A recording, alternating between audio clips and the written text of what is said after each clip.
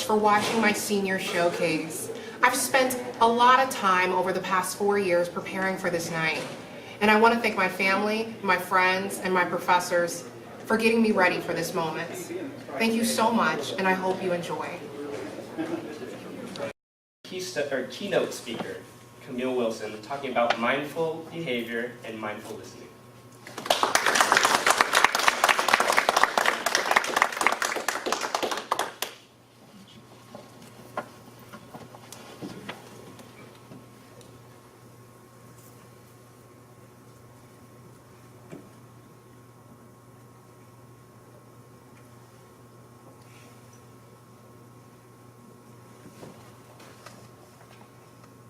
It's crazy how 3 words, just 3, can change the course of your entire life. For some people, it's, I love you. For others, it's, you've been accepted. But for me, in 2017, those words were, you have cancer. Cancer. I was only 22 years old. I had my whole life ahead of me. I had one of the most wonderful internship opportunities that was afforded to me. And I had cancer. Meanwhile, my fiance at the time decided that it was too much for him to handle and left. And then, if things couldn't have gotten any worse, I still had the entire semester that I needed to complete. Well, it was in that moment that I realized a course called Improving Listening Abilities and a concept called mindfulness would give me the tools that I needed to navigate through the most painful and challenging time period of my life.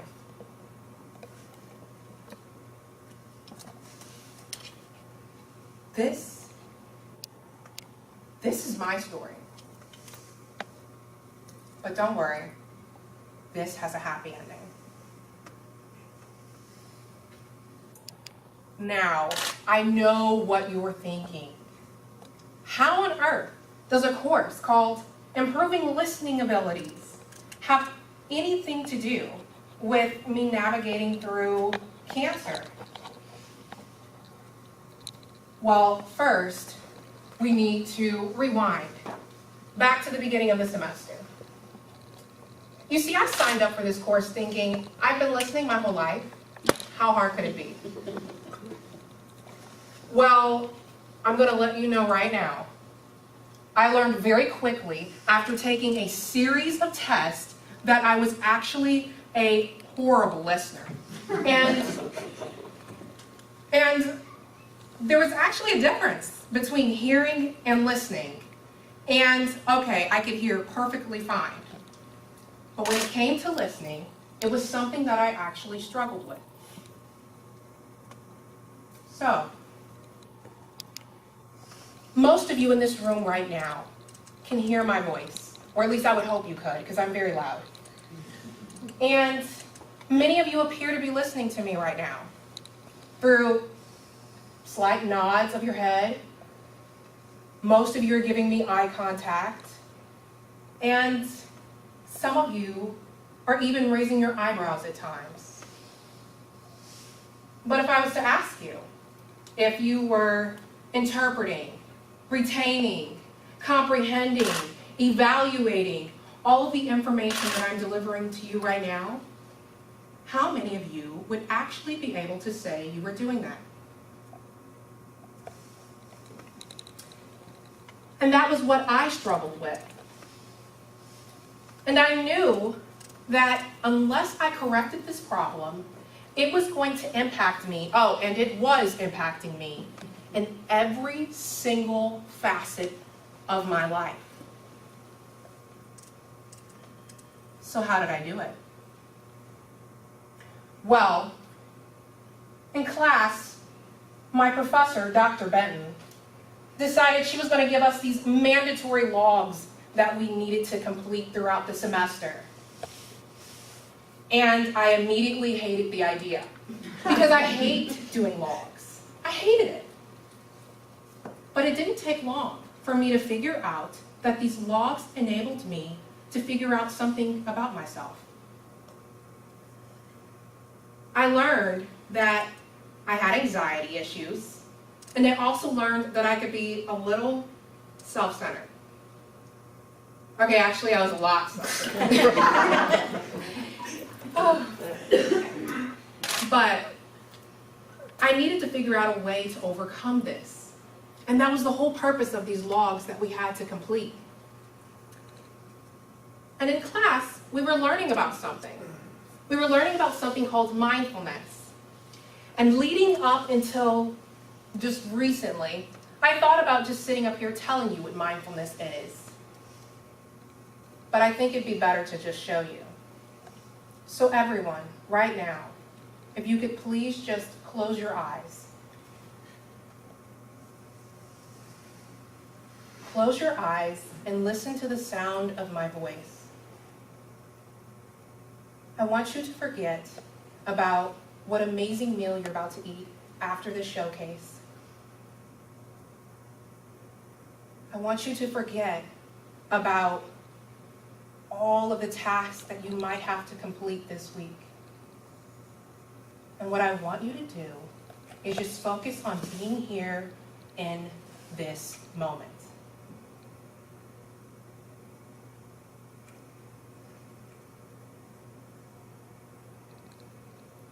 You can open your eyes.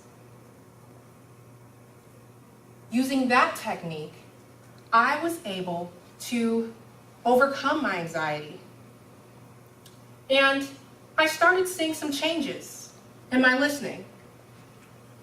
No longer was I giving people those yeah, okay responses whenever they addressed me. No longer was I hearing just bits and pieces of conversations. No, I was actually actively engaging with my audience or people that I was having conversations with. But as Dr. Benton likes to point out, it's not about what I think. It's about what people who are talking to me think. And they started to notice these changes too. And as a result, my relationships started to improve.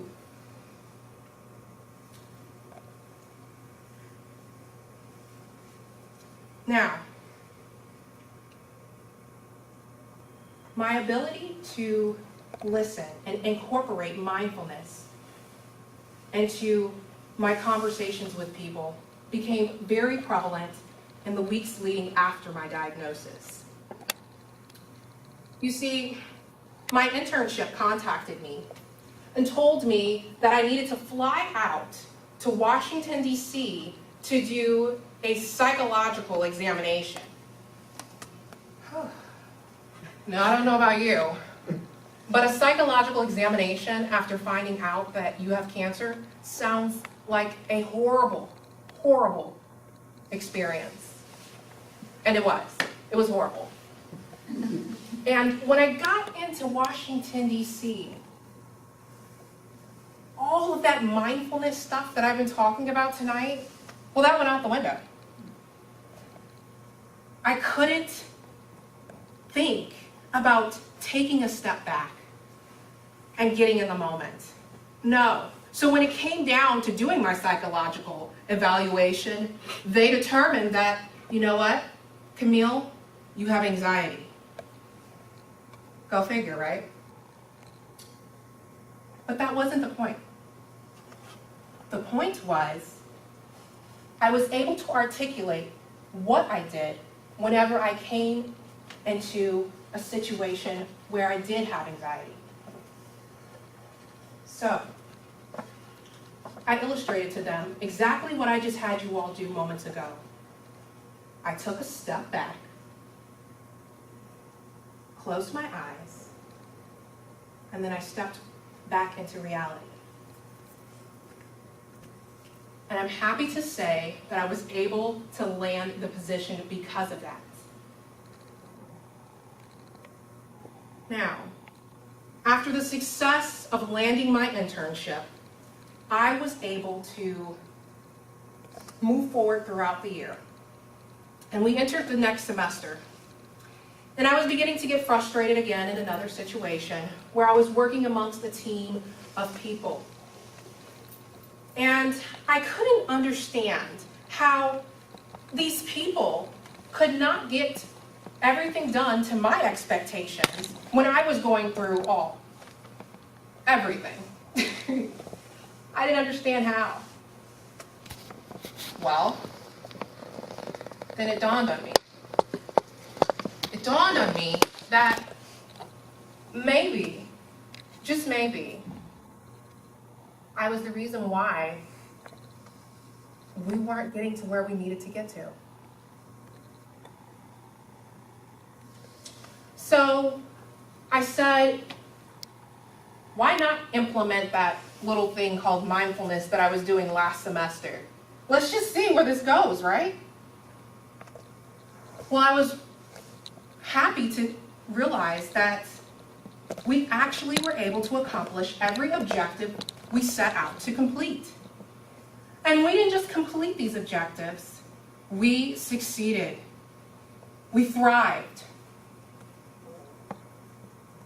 And we accomplished it.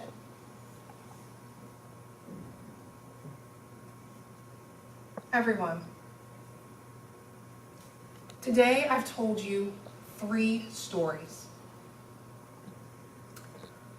I talked about how I learned that I wasn't that great of a listener, and that I had anxiety, and I could be pretty self-centered, and that this was what was preventing me from being a good listener.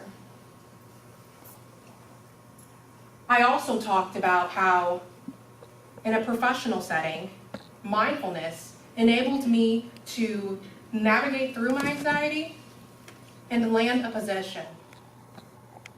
And then lastly, I talked to you all about how, in a team setting, I was able to incorporate the concept of mindfulness to reach our objectives and succeed.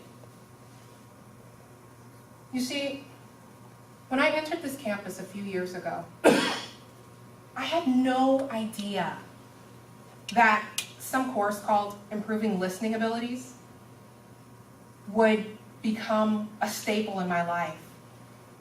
I had no idea that the concept of mindfulness would be the answer of me navigating through one of the most darkest points in my lifetime. And I also did not know that 3 words, just 3, were going to be the focus of my 2018 senior showcase. For me, those 3 words were, you're cancer-free. Thank you.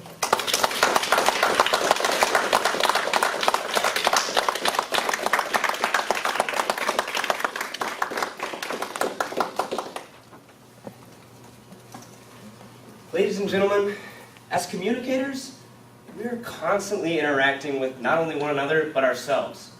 In fact, communication studies might just be a one-way ticket to a career field where you physically cannot shut work out of your life. Thinking about that, what did I get myself into? I really don't know.